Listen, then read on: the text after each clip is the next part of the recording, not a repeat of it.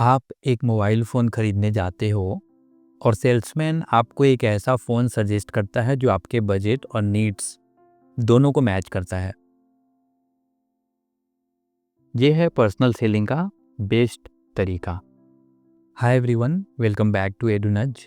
आज हम डिस्कस करेंगे फंडामेंटल्स ऑफ पर्सनल सेलिंग, जो एमकॉम यूनिट 5 का एक इम्पॉर्टेंट टॉपिक है। हम सिंपल एग्जांपल्स के साथ समझेंगे कि पर्सनल सेलिंग क्या है, क्यों ज़रूरी है और कैसा होता है। सबसे पहले हम समझते हैं what is personal selling. Personal selling का मतलब है कस्टमर के साथ फेस टू फेस बात करके उनको प्रोडक्ट या सर्विस सेल करना। Importance of personal selling, trust build करना।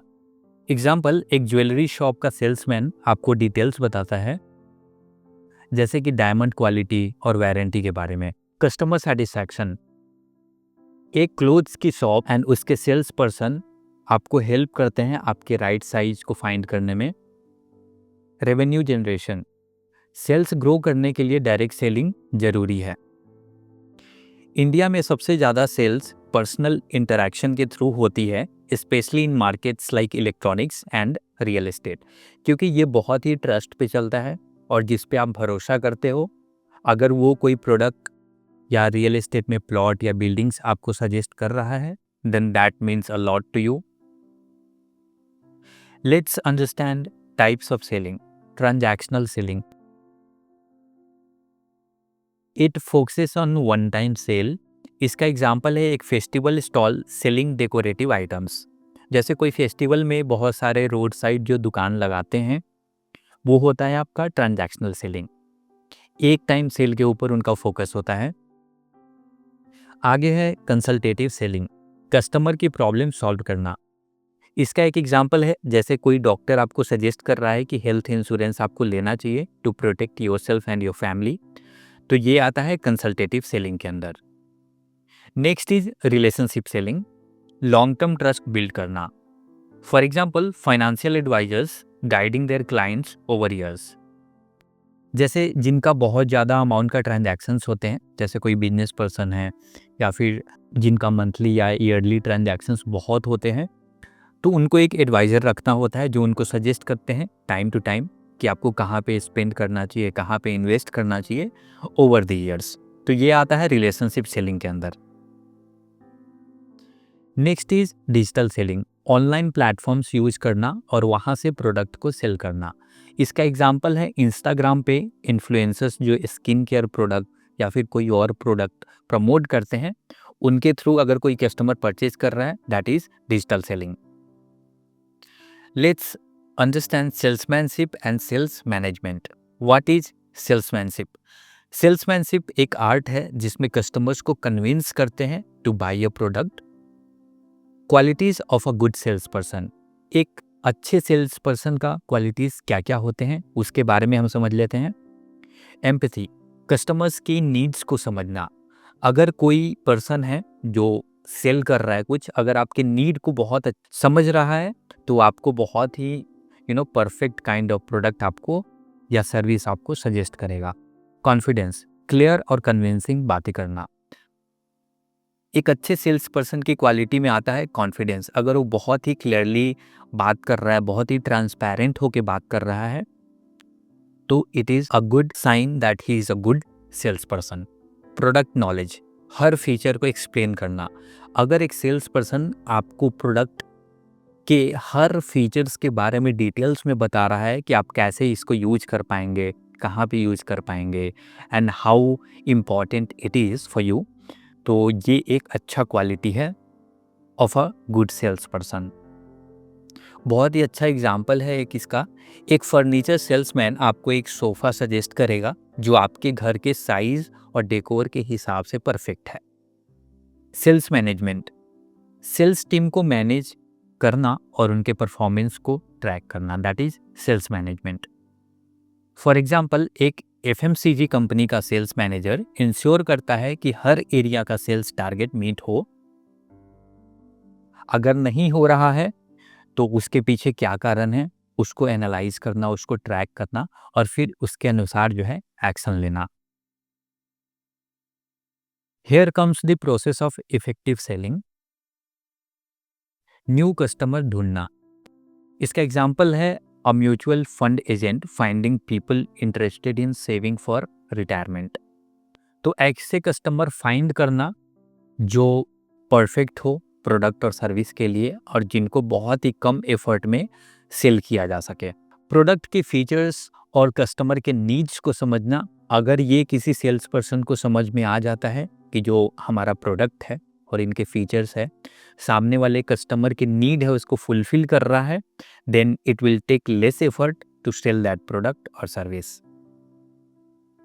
अप्रोच कैसा होना चाहिए, जैसे फ्रेंडली ग्रीटिंग करना और रैपर्ड बिल्ड करना। इसका एग्जाम्पल है जैसे कोई सेल्स पर्सन अगर कोई कस्टमर जा रहा है शॉप के अंदर तो उन्हें ग्रीट करना, गुड मॉर्निंग सर, क्या आपको एक बजट फ्रेंडली स्मार्टफोन चाहिए। फिर उस फ़ोन के बारे में डिटेल्स में बताना, उसके फीचर्स के बारे में बताना कस्टमर को। पहले सेल्स पर्सन को समझना पड़ेगा कि कस्टमर की नीड क्या है, उसके अनुसार फिर जो है उनके बजट के अनुसार फ़ोन सजेस्ट करना, उनके फीचर्स के बारे में बताना। प्रेजेंटेशन कैसा होना चाहिए एक सेल्स पर्सन के तरफ से, जैसे प्रोडक्ट के फीचर्स और बेनिफिट्स एक्सप्लेन करना। जैसे एक वाटर प्योरीफायर सेल्समैन एक्सप्लेन कर रहा है कि कैसे ये बैक्टीरिया को रिमूव करता है, इसमें क्या क्या और यूनिक फीचर्स है, तो ये आ जाता है प्रेजेंटेशन के अंदर। हैंडलिंग ऑब्जेक्शंस, कस्टमर के डाउट्स रिजॉल्व करना, जैसे convincing a customer that a warranty covers repairs, और क्या क्या पार्ट इसमें कवर हो जाता है, तो इस तरह से जो है वो कन्विंस करना पड़ता है कस्टमर को।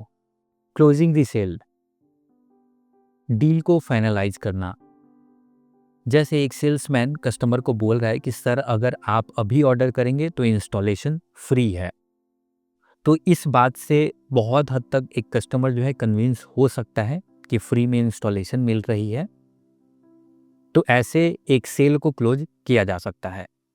उसके बाद आता है फॉलो अप करना, परचेज के बाद कस्टमर से कांटेक्ट करना, उनके फीडबैक्स लेना, या फिर कोई अगर इशू फेस कर रहा है कस्टमर तो इसको रिजॉल्व करना फॉलो अप करने के बाद।